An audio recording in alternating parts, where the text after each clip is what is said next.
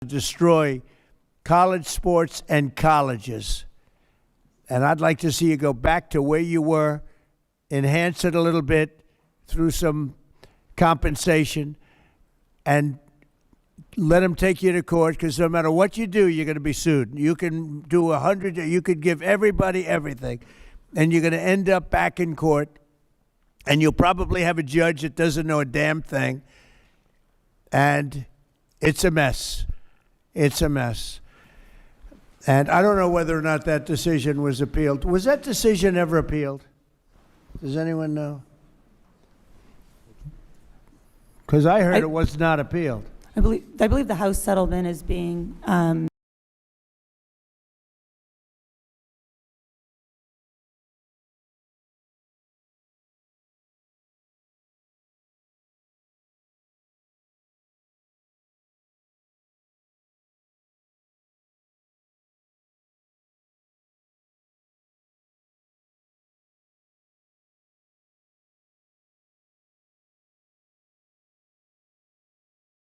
to defend the old system. So that's, I think the answer is the antitrust piece is the inherent problem in trying to create caps and limits. That's it. So the Supreme Court was responsible for this? I'm not the one who's going to say that. I'm not bold enough to say that, but I'll at least acknowledge the process. 9-0. Was the Supreme Court responsible for this? 9-0 and Kavanaugh supported. It's a shame. It's a shame. Yes, sir, please. Mr. President, thank you for bringing this esteemed group together. I have a bit of a unique perspective because for most of my career I was in professional sports. I became the commissioner 3.5 years ago. I found a system that quickly was defined by unlimited free agency and no salary cap, in complete chaos. And representing the Big 12, we are very much in favor of the SCORE Act. I like to say it's progress over perfection. And it provides, no different than what Commissioner Phillips said, the core principles of what we need to move this thing forward. One thing that we didn't discuss so far today was athlete protection rights, which is obviously part of the SCORE Act. And there's a component there about regulating sports agents that we need to really look at. Now, I know we have some agents in the room, and I have a lot of respect for that industry. But right now, they are taking full advantage of our student athletes. Usually in the NBA or the NFL, it's a 3 to 4, maybe 5% commission. In some cases, they're charging over 20. We talked about the portal. Most agents are pushing our student athletes into the portal, and the recent numbers show that over 40% don't even find a home once they get into the portal. And because they're being pushed into the portal, and Mr. Sankey said it earlier, they're losing credits towards their degrees. So we have a problem on our hands, obviously, and I don't believe in perfection. I do believe in progress, and I think the SCORE Act is a great first step for us to move forward. And on behalf of the Big 12 Conference, we are all in favor of it, and we'd like to see a sense of urgency. We need something done soon, because if not, our university is going to suffer, our student athletes will suffer, and we need help. So we appreciate you bringing us together today. Well, it's an honor to do it. I just hate to see what you're going through. I hate to see what's happening to our country, essentially, because this is our country. This is the youth of our country, and it's a terrible thing that's happening because, these crazy payments that are being made colleges are not going to be able to help themselves. Just like the NFL owners would not be able to help themselves if they didn't have a cap. But you have a much bigger problem than a cap. And you have a complexity problem. And you have a problem where women are being thrown out of sports like at levels never seen before. And you're going to have other things that come up that nobody's even thinking about right now. And you're not going to be able to solve these problems. You're just not going to be able to solve these problems. Ted said something before that the Democrats, I think Eric was alluding to it, but you have a lot of Democrats in the Senate that I hear are opposed to almost anything. So if you do, and I have to deal with these people all the time, okay? You saw them the other night. They wouldn't stand up for a soldier that was a great hero and got the Congressional Medal of Honor. They sat there. They wouldn't stand up. They wouldn't even smile. They wouldn't clap. for a woman that lost her daughter whose throat was slashed. They wouldn't stand up. They sat and they didn't stand up. They didn't do anything. And we have to deal with these people. But Ted, you said that there are 7 Democrats that will not vote yes. Eric, you know the situation better than almost anybody in the room, except maybe me. I have to deal with it even more than you. But, you know, if you've got all these hardline Democrats that want to see everything fail, it's a problem. You know for a fact these people would vote no? What we need at least 7 who will get to yes, because that's how we get to 60. Right. Right now, the SCORE Act has 0. Yeah. So I'm glad I'm the not House is moving surprised, it, yeah. and they've got some Democrats in the House. That's beneficial, and I think when the House passes it, that momentum is helpful. And there are a number of Senate Democrats. I mean, I've spent literally thousands of hours negotiating with my Democrat colleagues, and there are a number who want to address it, but it is their political leadership that is telling them to stop. And so what has got to happen is the folks in each of the states need to say to your elected Democrats, if you don't act, we're going to lose what is so extraordinary about college sports. And it needs to You've be already something that is in the lost middle it. that's a compromise. Ted, you've already lost it. You've already lost it. Colleges are losing $400-500 million, and they haven't even started yet. So you've already lost it in the true sense. And you've lost something else. It's like, it's ugly what's happened to sports in college. Before it was beautiful. It was a beautiful thing, and now it's very ugly. It's become very ugly. And I think you're right. You're going to have people that will never vote for anything no matter what you agree. You could agree to everything that's perfect, and they will never vote. And I'm not doing this I'm doing this as a practical person. No matter what you agree to, you have people in the Senate and in the House that will never vote for it, even if it's good for our country, even if it's great for the player, great for the college, and great for our country. And they will still vote no. Because they're cuckoo. They've got problems. Maybe it's problems at home, Cody, but they have problems. So that gives us problems. And I think what I'm going to do is I'm going to sit down with some of the people in this room, like Urban, like Coach, a very fine coach, Nick, who won a lot. He won a lot. How many? 6 national championships? You could have done better. You had a couple of games. Did you win 7? What did you, 6? 7. 7. All right, so I think he qualifies, right? But I'd like to sit down with some of the very talented people in this room, and we'll pick them out. If you'd like to volunteer. And I'd like to sign an executive order that I'll write myself based on common sense, and it'll be something that people will be sort of happy about. Some will be sort of happy. Others will be sort of happy. And maybe that's a good thing. There'll be a few people that won't like anything. But I'd like to write an executive order based on some of the very great talent in this room. And we will be sued, and we'll go before a court. And maybe we'll have a judge that's realistic, reasonable, and wants to do a favor for the country, because that's the only way this is going to be solved.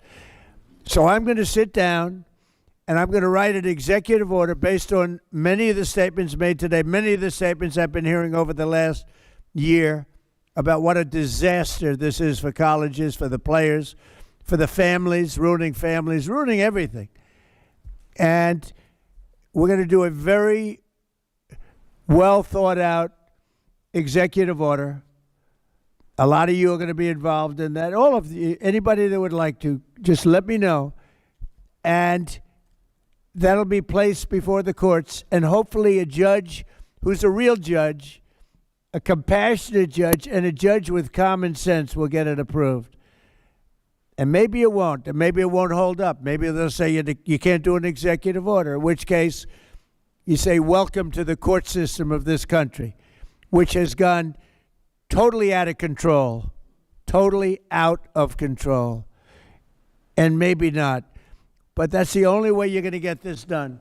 So I'm going to write an executive order, And the executive order is going to be based on great common sense, and it's going to let colleges survive and players survive and let a lot of people be very, very happy. And let's see if we can get it through the court system, which we might not be able to do, in which case I guess we'll have to meet again, and we'll probably be through the same system. Look, if this doesn't work, colleges are going to be destroyed. Women's sports are going to be destroyed first, before anything, before anybody, before anything. Women's sports are already being cut in every college. The first thing they're cutting, which is very unfair, is women's sports. And then they're cutting lesser sports. Sports that are very good sports, great sports, are being cut. And you're going to be left with football, and the football is going to lose so much money that the colleges are all going to go bankrupt, all because of a bad number of decisions made by courts, including, I guess, the Supreme Court, if you say it was a bad decision in the Supreme Court. I think the Supreme Court ought to be ashamed of itself for a lot of reasons, okay? A lot of reasons. I got to live with these people, and I say this, and they'll only vote bad, and I couldn't care less at this point. They have hurt this country so badly because they haven't had the guts to do what's right. So, and I can tell you about other things too, not just this. So we're going to do an executive order, and I think it's going to be an executive order that the people in this room and the students and the colleges will be proud of. Whether or not it holds up in court, I can't tell you that. But you're not going to get it through the Senate, and you're probably not going to get anything through the House because you have a bunch of lunatics that you have to deal with, Mike, and better you than me. Go ahead. Well, I applaud the effort for an executive order, and I think everybody around the table is grateful for that. Might I suggest, Mr. President, that while you're using the Article 2 authority, that we still work in the lane of Article 1. The playbook has to be wider than that, I think. And so what I would suggest, and humbly before everyone here, is that we take, I think almost everyone around the table we've heard today believes that at least the SCORE Act is a base to work from. Can we still continue to try to work through that? We do have some Democrat support, and as was said, we've got some fine points to get to. Would love to work with you on it. Okay, and what I think is, and what I was hopeful for, is that the leaders around this table, representing such a broad array of interest and groups around the country and both parties, that the influence, collective influence of the, I hate the word collective, Coach Meyer, I'm sorry, I keep saying collective, but the influence of all the people around this table could help us get some of those critical, Democrat votes in the Senate. And I don't think we should or could abandon that effort. We try it. I'm an optimist. I think you go both ways. Yes. Let yes. me do an executive order. You go ahead and play games with these people. Okay. Okay? We'll give it the quarterback effort. How Give about it a that? shot. Okay. And maybe the fact that we do the one helps you get the votes in the other. Okay? Right. Does that sound okay, Randy? Yeah, I think so, and I think at the end of the day, Mr. President, as you've heard here, we need an antitrust exemption, and the only people who can do it are the Congress, and I heard from all the senators and the representatives, and I agree the SCORE Act is a start, but with your leadership, I really do believe we can move the ball. I have ideas, brilliant people here have ideas where we can add on it. And based on my conversations with Democrats, I think they want to do this. I think the Congresswoman said that, and I think that there's a way to do this. And your executive order, again, showing leadership, stepping out, is good, but I think we go on both Don't paths. forget, the executive order can then be put before Congress, and Congress can vote on it, change it a little bit, vote on it. But I'm looking to do it straight and let Congress go a different path. And, you may get a judge that understands what's happening, and you may get some very good opinions coming out of a very smart judge who will be beloved all over our country, as opposed to hated and disrespected. So that's it. So, Randy, could I ask you to do the following? Either a sampling of it or get everybody Yes. in some form, come up with a proposal, play with the SCORE Act or do something different than the SCORE Act, but maybe you use the SCORE Act as a base. I separately will get some of the people in this room, and we're going to do a really good executive order. And maybe Jim will put that executive order in front of the Senate and the House And who knows, maybe we get a vote, and maybe we don't.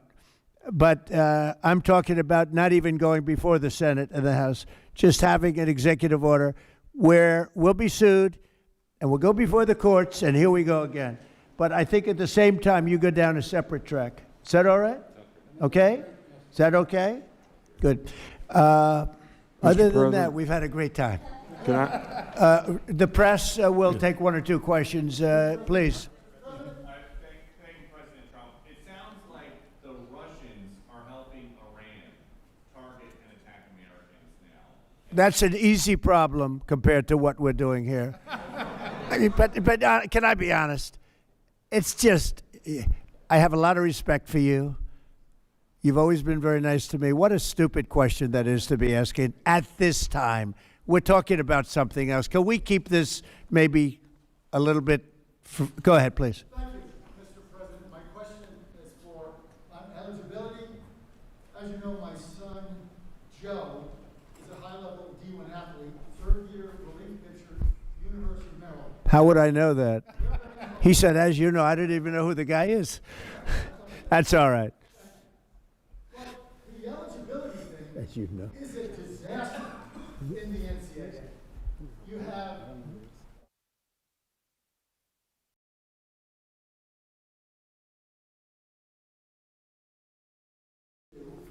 division, the second division, D2, is passing a blanket 5-year eligibility without medical, without redshirt, just a 5-year eligibility. That can be solved in D1 with the commissioners in this room right now. Why don't we solve that? Okay. Thank you very much. I'd like to know the same thing. You know why you're not going to solve it? Because we've had some very, very bad, incompetent decisions. Things that were routine before, that were solved long before. Now you're into a brand new system. Yes, ma'am. Hi, Mr. President. Thank you. Could you tell us what went into your decision to replace Secretary Noem with Senator Markwayne Mullin? Is it possible to stay on this subject just for once? You know, just for once. Boy, oh boy. Anybody have any questions on this subject? Thank you, Mr. President.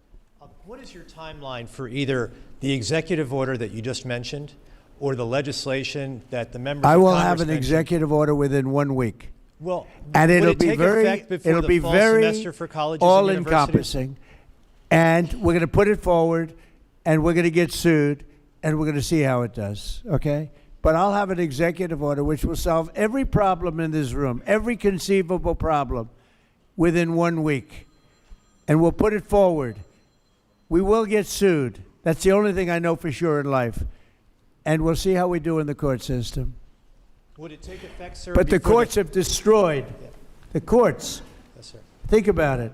The courts, a bad court system has destroyed college sports and colleges in this country and a lot of lives. Mr. President. Yeah, please. Mr. President, how will your executive order be different from the one that you released in July? You mean than the SCORE Act? Well, it'd be a lot different because I don't necessarily agree with the SCORE Act. I don't know it as well as some people in this room, but I disagree with some of the things in the SCORE Act. No, the executive order you released in July, how will this one that you're writing this week be different? It'll be more comprehensive. That was put out as a test, as a, feeler. This will be much more comprehensive because we've all learned a lot in the last pretty long period of time, 6 months or so period of time. I think we could do a very good document. I think we could do a document that works from a common sense standpoint. Whether or not it's going to hold up in court, who knows? Honestly, it will depend on the judge. Maybe we'll get a wise judge. There are wise judges, too. We got some very brilliant, wise judges. Maybe we'll get lucky. Why aren't there any student athletes in the room? Why aren't there any student athletes in the room? Do you want to answer that question? Randy?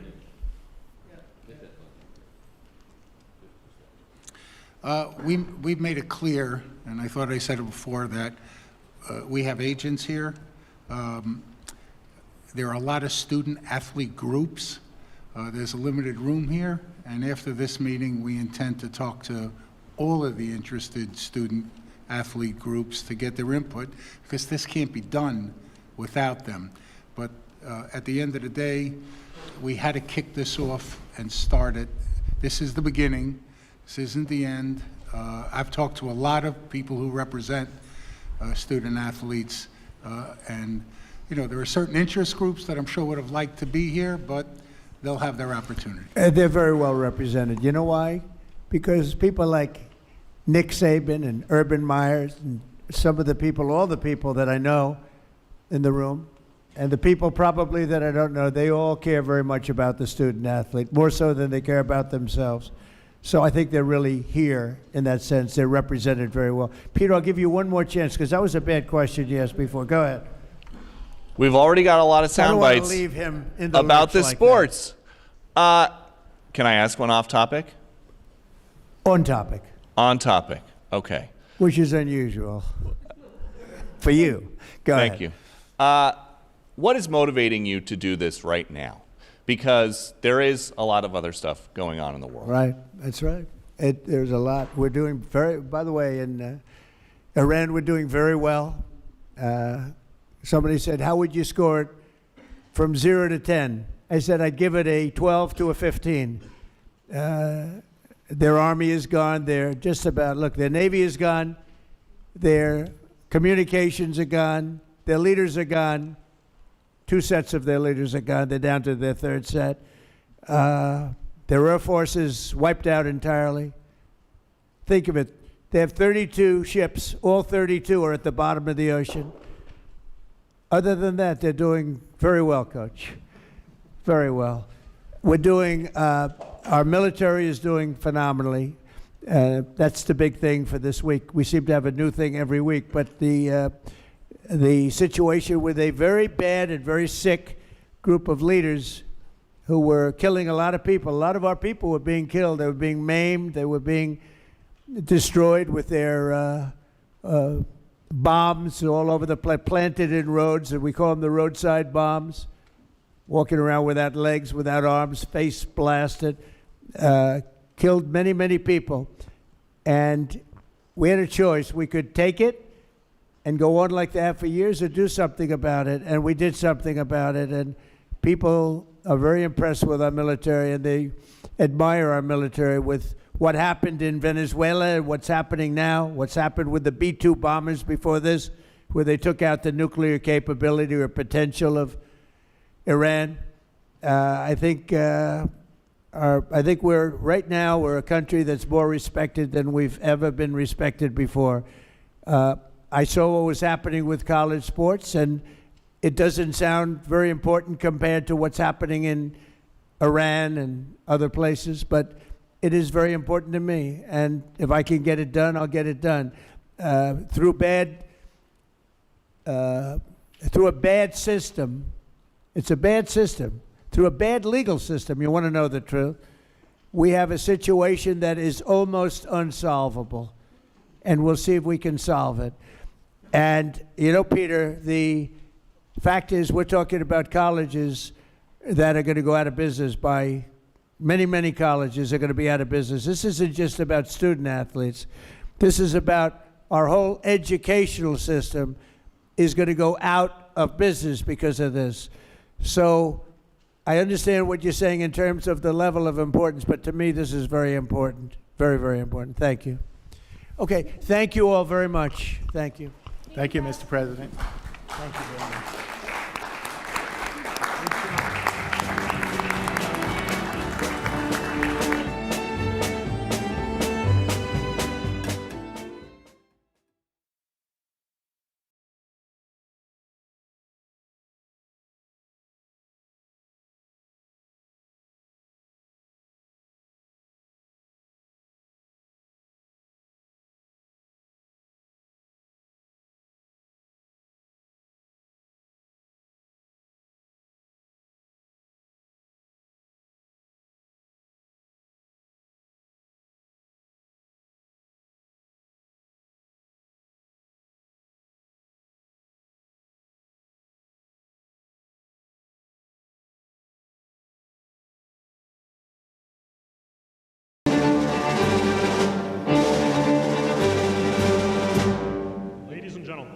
President of the United States, Donald J. Trump.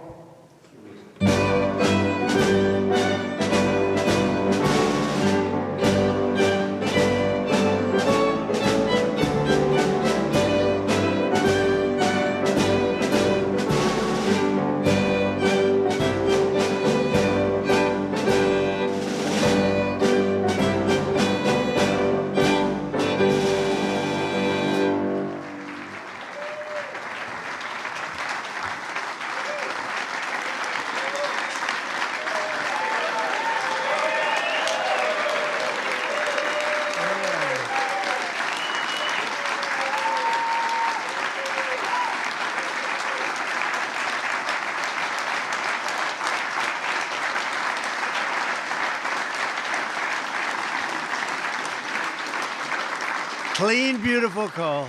Clean, beautiful call. We love clean, beautiful call, don't we, Doug? Huh? I'm thrilled to welcome to the White House the men and women who light our cities.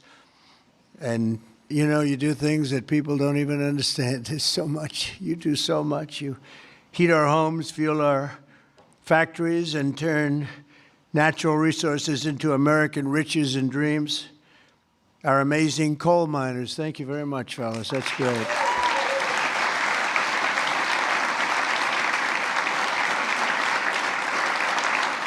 And I know you well. You know, I know you well. I think I get about 97% of your vote. And you wouldn't want to do anything else. You wouldn't switch with a guy who had a beautiful penthouse apartment on Fifth Avenue. You wouldn't switch with that me. That was me. I had a nice, easy life. And now I decided to do this. But you know what? We just hit the highest price in the history of the stock market, $50,000. And a lot of people are getting rich with your 401ks and everything else. So our country is back. We have the hottest country anywhere in the world. So it's pretty cool, right? So I want to just tell you, I really appreciate you being here. You're special people. You got mistreated very badly for a long period of time. But you've never had a better friend in the Oval Office than me. And I'm proud to officially named the undisputed, when did this come out, Mr. Speaker? The undisputed champion of beautiful, clean coal. We have to proceed. Always, I don't use the word coal. You know, it needs a PR job because it had a bad reputation for a while. So we're not allowed to say the word coal anymore. It has to be preceded by beautiful, clean coal, okay? We're cleaning it up. Very good. And we're delighted to be joined by Secretary Doug Burgum, who's doing a fantastic job from the great coal mining state of North Dakota. And thanks as well to Speaker of the House, Mike Johnson, a fantastic guy who's doing a great job. Thank you, Mike. EPA Administrator Lee Zeldin. He's our secret weapon. He's getting those approvals done in record-setting time. True. Great Senators John Barrasso and Jim Justice. Thank you very much for being here. Hi, Jim. Been a long time, Jim. You're looking good. Shelley Moore Capito. Thank you, Shelley. Thank you very much, Johnny. Marsha Blackburn, Bill Haggerty, Ted Budd, John Husted, Bernie Moreno, and David McCormick, all here, great senators, every one of them, great senators, representatives of the House, Jim Baird, Troy Balderson, Andy Barr, Dave Taylor, Warren Davidson, Troy Downing, Morgan Griffith, Brett Guthrie, Harriet Hageman, Mike Kelly, Dan Muser, Scott Perry, Carol Miller, Dana Harshberger, and Riley Moore. Boy, that's a good group of people. We have some others in here, too, and I'm not going to say it's just too many. Don't get angry at me. I'll never get their vote again. It's very dangerous. I also want to thank the president of the Washington Coal Club, Michael Day, CEO of the National Mining Association, Richard Nolan, along with many of the greatest business leaders in this powerful industry and a great industry it is. But of course, the most important people here today are those who get their hands a little bit dirty to keep America running at full speed, our frontline coal workers, and I'm pleased to report that in the first year of my presidency, real wages for the typical miner increased by more than $2,200. I'd say that's pretty good, right?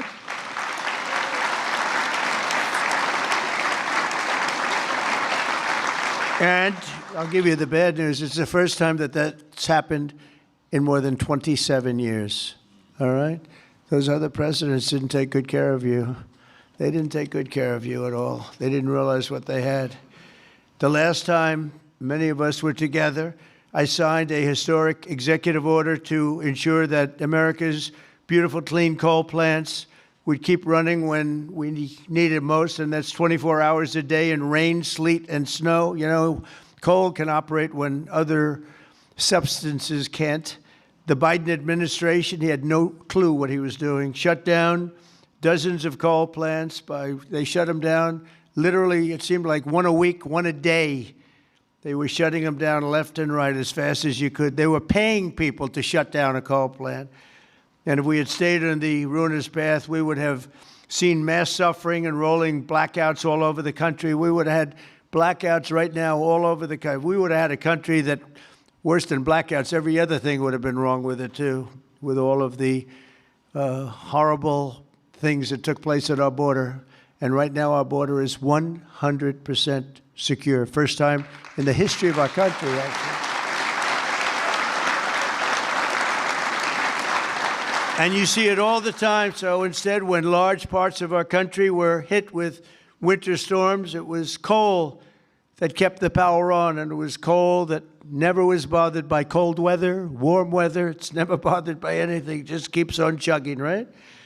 During this vicious storm, and they had some really bad ones, coal generation surged 31%, while solar and wind totally collapsed. I'm not a big fan of those crazy windmills that are all made in China. You know, they're made in China, but not used by China. Let's look for a couple of wind farms in China, see if you can find one. They sell us those things for fortunes, but we don't do them anymore. Have we done any this year, Doug? We're not going to do any, hopefully, for 4 years in this country. They're losers. They lose. You're supposed to make money with energy, not lose money with energy. And they lose a lot of money.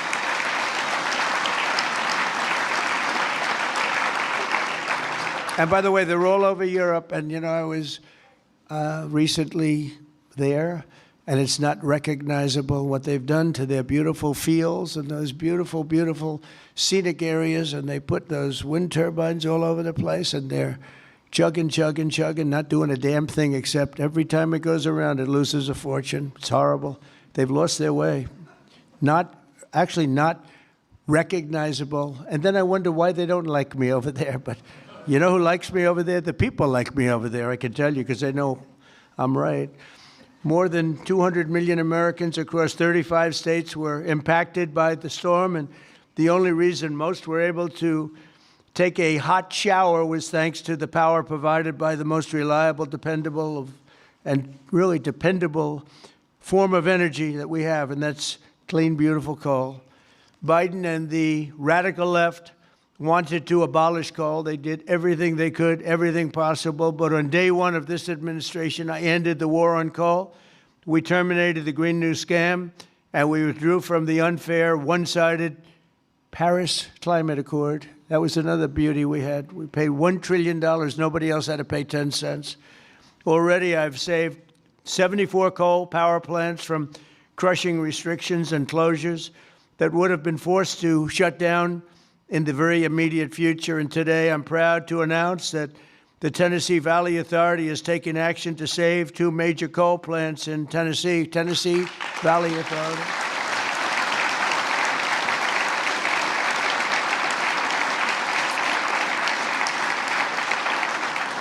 The plants are the Cumberland Fossil Plant and the Cumberland City.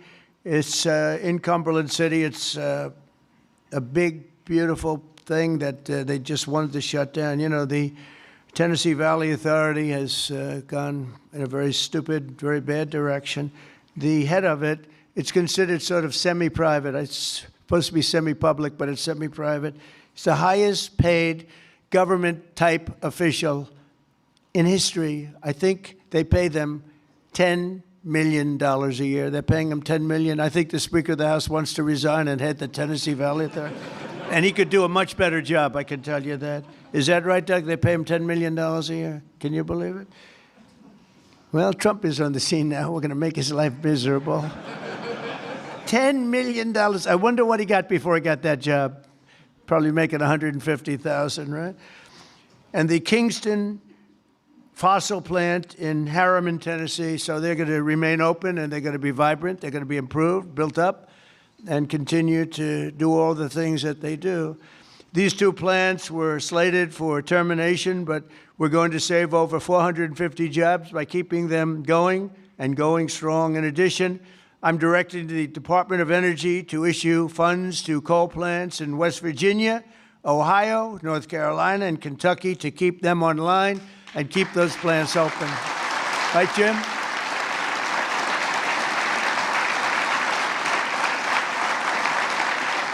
And very importantly, we're also bringing our coal mines roaring back to life under